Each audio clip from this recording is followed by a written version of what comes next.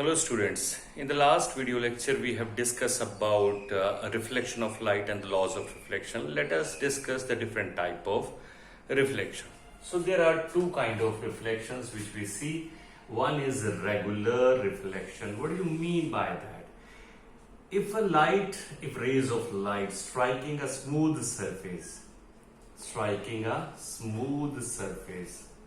like this is an example. The rays of light are striking on a smooth surface, right? After striking, they'll be reflecting in one direction.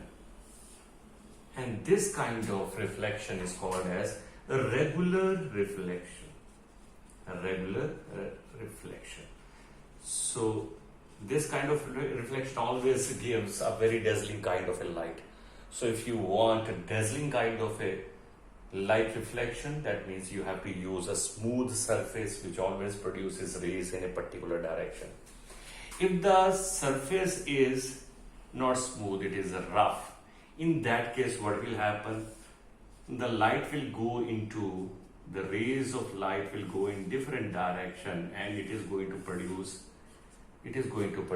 a diffuse kind of reflection. So this is diffuse reflection. So diffuse reflection produces when the surface is not smooth.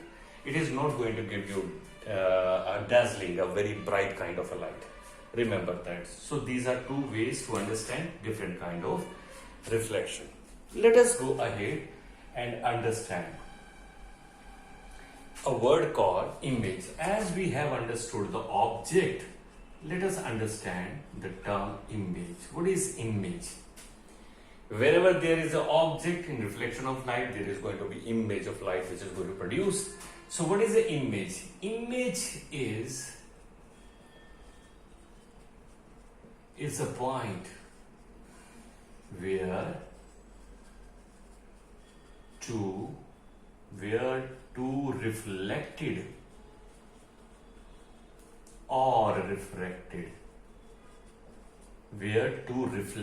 or refracted rays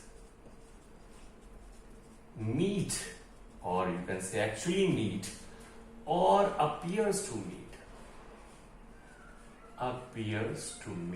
What do you mean by meet or appears to meet?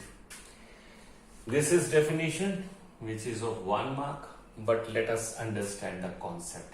First of all, there should be two reflected rays which actually meet. If they are actually meeting, then they are going to make a real image. If they are appearing to meet, appears to meet, means they are not meeting but appears, ऐसा लग रहा है कि they are meeting, appears to meet, then they are forming a virtual image. So images can be of two types, real image and virtual image. Remember that. Some properties of real image: it is always inverted.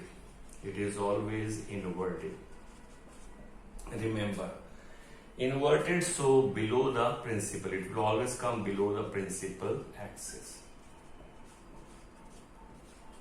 Okay, and virtual always will be, it is inverted, virtual will be erect. Image of virtual image always will be erect, and it will be always above the principal axis. We'll understand what is principal axis, we'll define that also. So remember, there are two kind of images which are produced. Let's go ahead and understand few more terms. Now, if we have understood object, image, let us understand the word mirror. What is a mirror? See, mirror is a plain glass, transparent plain glass. It is a transparent plain glass, but coated from one side with reflecting surface. Means ये है तो glass, transparent glass है, लेकिन एक side पे हमने उसे coat कर दिया किसी रिफ्लेक्टिंग सरफेस से, right, and the other side is going to utilise for reflection of light. So usually reflecting surface is silver which is used. Why silver is used? Because it reflect 95% of light falling on it. So it is called as a best reflecting surface because maximum light which falls on it, it reflects back. So when the light is maximum reflected back by the surface, it is going to produce a very bright image. Okay, so usually we coat the one side with silver. So simply, what is a mirror? Mirror is a transparent glass which is coated from one side with the silver. Why silver? It is a material which reflect 95% of the light falling on it.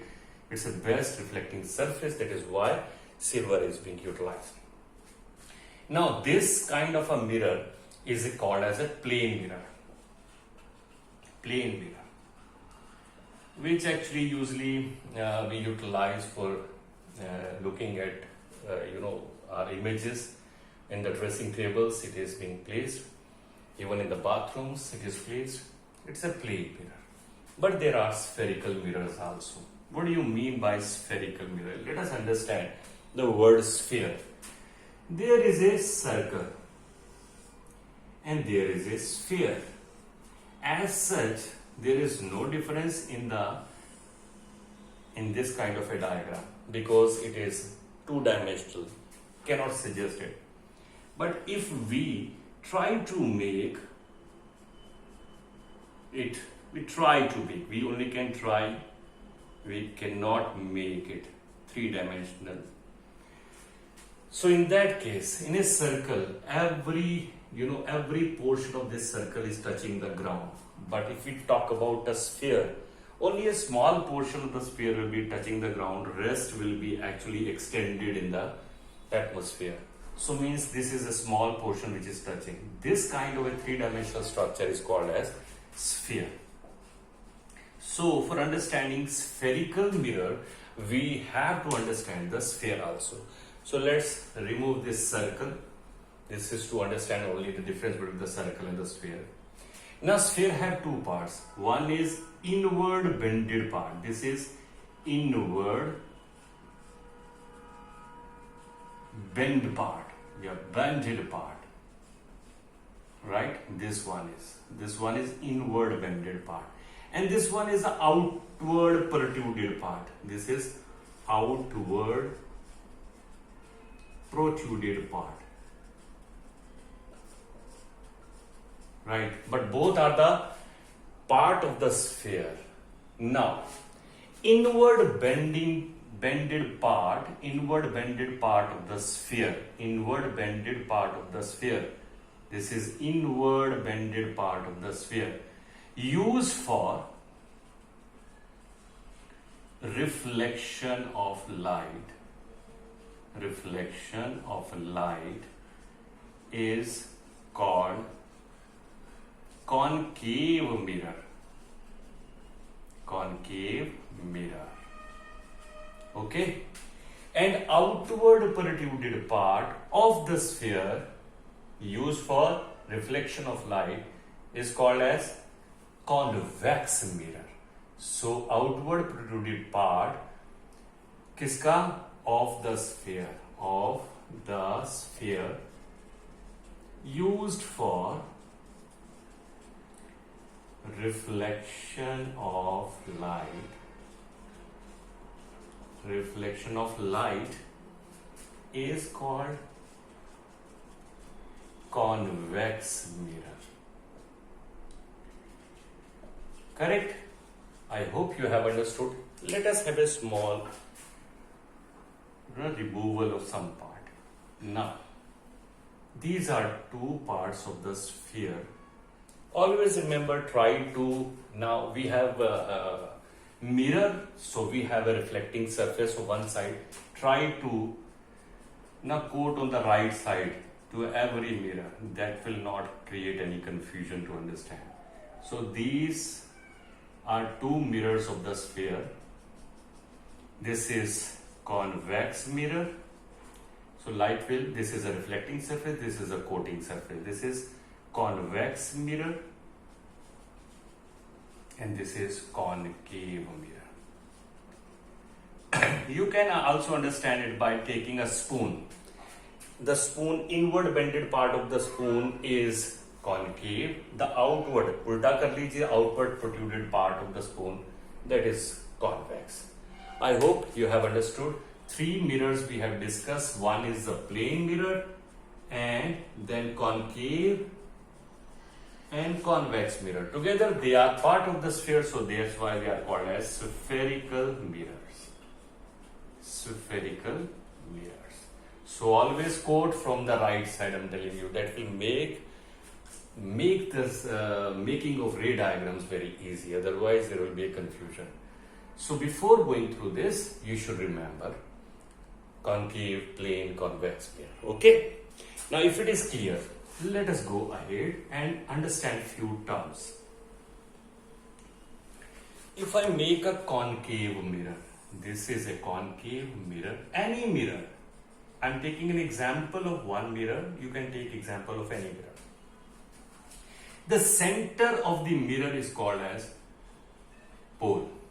The center of the mirror is called as pole. So any unlimited line, imaginary unlimited line passing through the pole is called principal axis. So what is the definition of principal axis? This is imaginary unlimited line passing through the pole of the mirror is called principal axis. Remember that. Okay. Now, if a ray which is parallel to principal axis, if a ray which is parallel to principal axis strikes on the mirror, it will pass through the principal axis on a point called as principal focus. So this point is principal focus.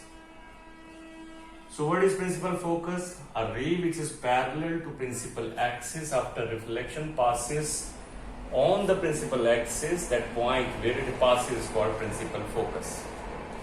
Now another definition, a distance between, this is the principal focus, we usually give as capital F.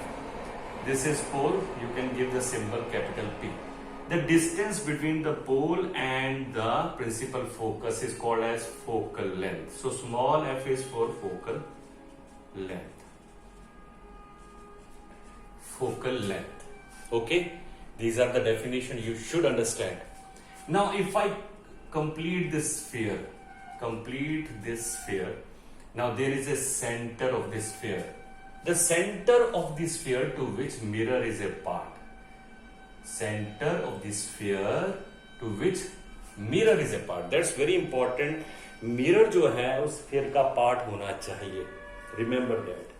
So center of the sphere to which mirror is a part. ये mirror उसका part होना चाहिए जिस sphere की हम बात कर रहे हैं. तो center of the mirror, center of the sphere to which mirror is a part is called as center of curvature. Center of curvature. Now remember that if I take a line from this sphere to the pole, it also becomes the radius. So center of curvature also called as radius of curvature, because it is just equal to the radius of the sphere, radius of curvature. So actually their value is same. Curvature, center of curvature and radius curvature value is same. If the value is same, you see this pole and principal focus is actually the double. If we double it, we will get the center of curvature or radius of curvature. Or in other ways, we can say radius of curvature half कर दिया जाए, तो we get focal length. We can say double the focal length, we will get center of curvature or radius curvature. Or we can say half the radius, we will get focal length. So remember these all the terms before moving ahead into this lesson. I hope it helps you understanding this lesson. Thank you. Bye.